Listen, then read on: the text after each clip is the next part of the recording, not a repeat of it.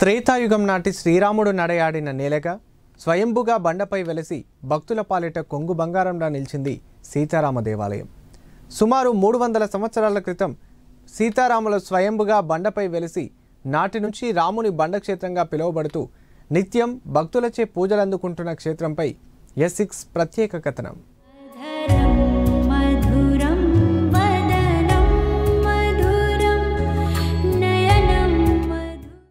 సిద్దిపేట జిల్లా జగదేవ్పూర్ మండలం జంగారెడ్డిపల్లి గ్రామ శివారులోని పచ్చని పొలాల మధ్య సీతారాముల క్షేత్రం ఉంది. రాజధాని హైదరాబాద్కు అతి చేరువలో ఉండడంతో భారీగా భక్తులు వచ్చి స్వామివారిని దర్శించుకుంటారు. ఈ క్షేత్రంలో స్వామివారు స్వయంభూగా వెలిసినటువంటి క్షేత్రం. దేశవ్యాప్తంగా స్వయంభూగా 3 చోట్ల శ్రీరామచంద్రుడు వెలిశారని భక్తుల నమ్మకం. అందులో మొదటిది భద్రాచలం అయితే రెండవది జీడికల్ కాగా మూడోది ఈ రాముని బండక్షేత్రం.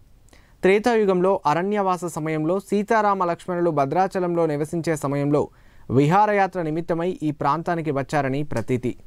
ఇక్కడ పెద్ద బండ ఉండేదని, నాడు సీతాదేవికి దాహం వేసి రాముణ్ణి అడిగితే లక్ష్మణ్తో కలిసి పుష్కరిణి తవ్వారని, అక్కడి నుంచి చక్కటి మధురమైనటువంటి నీళ్ళని సీతా అమ్మవారికిచ్చి దాహాన్ని తీర్చారని ప్రతీతి.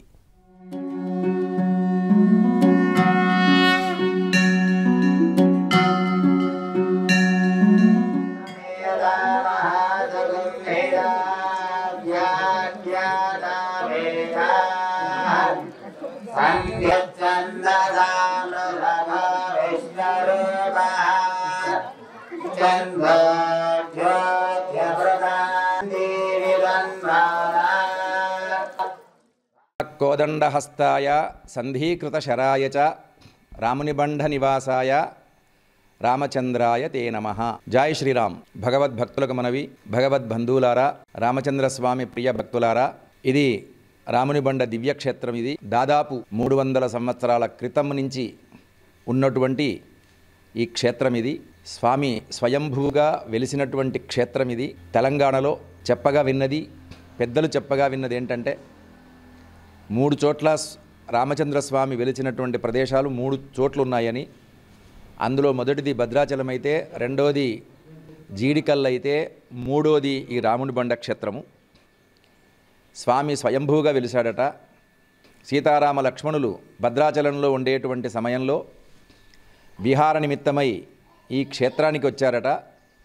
ఇదంతా పెద్ద బండ కాబట్టి, ఇక్కడ చెట్టు చేమాలేటువంటిది అప్పుడు ఉండేది కాదు కాబట్టి, ఇక్కడికి వచ్చిన తర్వాత ఇక్కడ కొద్ది కాలము నివాసం ఏర్పరచుకునేటువంటి సమయంలో సీతమ్మవారికి చాలా దాహం వేస్తే రాముణ్ణి అడిగితే రామలక్ష్మణులు ఇద్దరు కూడా ఇక్కడ తమ బాణాల చేత గుండాన్ని పుష్కరిణి తవ్వారట.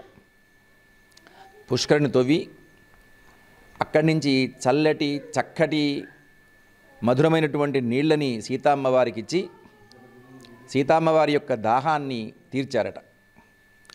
ఆ తర్వాత కొంతకాలం ఉండి సీతారామ లక్ష్మణులు ఇక్కడి నుంచి వెళ్ళిపోగా వాళ్ళు వచ్చినందుకు ఆనవాలుగా మీరు అక్కడ చూసుంటారు, ఒక గుండము దగ్గర స్వామి శంకుచక్ర నామాల చేత వెలిసున్నాడన్నమాట. నిజమైనటువంటి దేవుడు ఎవరంటే ఈ క్షేత్రంలో ఆ దేవుడే నిజమైనటువంటి దేవుడు. కాబట్టి అప్పటి నుంచి దినదిన అభివృద్ధి చెందుతూ భక్తుల యొక్క కోరికలు నెరవేరుస్తూ దాదాపు ఈ చుట్టుముట్టు ఉండేటువంటి 20-30 ఊర్లకి స్వామివారు వారికి పెన్నిధి అయి, వాళ్లకు కొంగు బంగారమై, వాళ్ళ చేత పూజలు అందుకుంటూ అలరారుతున్నారు.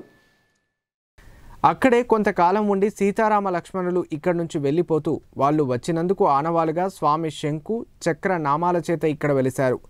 ఈ క్షేత్రం అప్పటి నుంచి దినదిన అభివృద్ధి చెందుతూ భక్తుల కోరికలు నెరవేరుస్తూ కొంగు బంగారంగా నిలుస్తుంది. చుట్టుపక్కల దాదాపుగా 20 నుంచి 30 ఊర్ల మంది భక్తులు పెద్ద సంఖ్యలో వచ్చి తమ మొక్కులు చెల్లించుకుంటున్నారు. ఈ ఆలయానికి క్షేత్ర పాలకుడిగా ఆంజనేయ స్వామి ఉన్నారు. సంవత్సరంలో 2 సార్లు ఉత్సవాలు నిర్వహిస్తారు. అందులో మొదటిది కార్తీక పౌర్ణమి కాగా రెండవది శ్రీరామనవమి.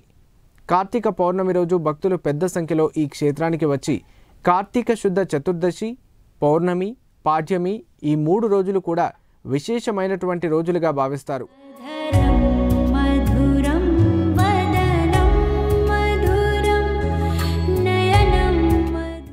శంకు చక్రాలు తాకిన పుష్కరిణి నీటిని భక్తులు స్నానం చేస్తే సర్వరోగాలు హరిస్తాయని భక్తుల ప్రగాఢ విశ్వాసం.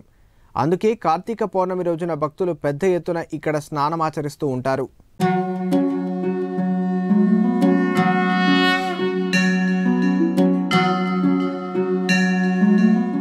జై శ్రీరామ్. ఇక్కడ మన రాముని బండ రాములవారి స్వామివారి మహత్యం చెప్పాలంటే మన తరం కాదు, మనుషుల వల్ల కాదు. ఆ ఆదిశేషుడే, 1000 పడగల ఆదిశేషుడు దిగి వచ్చి చెప్పాల్సినంత విశేషం మహాత్యం ఉంది ఈ రాముని బండ స్వామివారి సన్నిధిలో. ఎందుకంటే మన తెలంగాణలో 3 ప్రసిద్ధమైనవి ఉన్నాయి. ఒకటి భద్రాచలం, మొదటిది అందరికీ తెలుసు, రెండవది జీడికల్లు కూడా కొందరికి తెలుసు. కానీ ఈ రాముని బండ గురించి ఇంకా ఎవరికి తెలియదు పెద్దగా. ఇది కూడా అంత ప్రాశస్త్యమైనది కనుక ఈ బండ చూస్తేనే తెలుస్తుంది. ఎటు చూసినా పర్బండలాగా ఉంటుంది. రాముడు ఇంత చక్కని ప్రదేశంలో వచ్చి కొంతకాలం పాటు అమ్మవారితోటి ఇక్కడ ఉండి వెళ్ళారు కనుక ఆ మహాత్యం వల్ల దీనికి చాలా ప్రసిద్ధి చెందింది రాముని బండ. నేను వచ్చి ఇప్పటికి 4వ సారి వచ్చాను. కానీ ఇక్కడికి వస్తే ఏదో చెప్పలేని ఆనందం, ఒక అలౌకిక ఆనందం ఇక్కడ లభిస్తుంది. ఎక్కడ వెళ్ళినా ఇలాంటి ఆనందం దొరకదు. ఇంత సంతోషము ఈ ప్రదేశంలో మాత్రమే ఉంది. అది రాముడు నడయాడిన ప్రాంతం కనుక ఎవరైనా ఒక్కసారి ఇక్కడికి వచ్చారంటే మళ్ళీ వాళ్ళు జీవితంలో మళ్ళీ రావాలి అనుకుంటూనే ఉంటారు. ఆ రాముడే రప్పిస్తాడు కూడా. ఇక్కడ వెలిసిన రాముడి బండ క్షేత్రంలో నదులు లేవు కాబట్టి ఇక్కడి నుంచి ప్రజలు గోదావరి, కృష్ణానదిలో స్నానం చేయాలంటే కష్టంతో కూడుకున్న పని. అందుకే భక్తులు రాముడి బండ వద్ద పుష్కరిణిలో స్నానమాచరిస్తే చిన్నపిల్లలకి శారీరక రుగ్మతలు, మానసిక రుగ్మతలు దూరమవుతాయని భక్తుల నమ్మకం. శ్రీరామనవమి రోజున భద్రాచలంలో జరిగే సీతారాముల కళ్యాణం ఎలా జరుగుతుందో రాముడి బండపై కూడా కళ్యాణం అలాగే జరుగుతోంది. దేవాలయాన్ని భక్తుల విరాళాలతో అభివృద్ధిపరిచి అనతి కాలంలో పెద్ద గుడిగా మార్చారు. అలాగే ఇక్కడ ధ్వజస్తంభం చాలా పెద్దది. సంవత్సరంలో ఇక్కడ 3 పండుగలు జరుపుతారు. అందులో ఒకటి కార్తీక పౌర్ణమి, రెండవది శ్రీరామనవమి కాగా మూడవది వార్షిక బ్రహ్మోత్సవాలు జరుపుతుంటామని స్థానిక ఆలయ అర్చకులు వెల్లడించారు.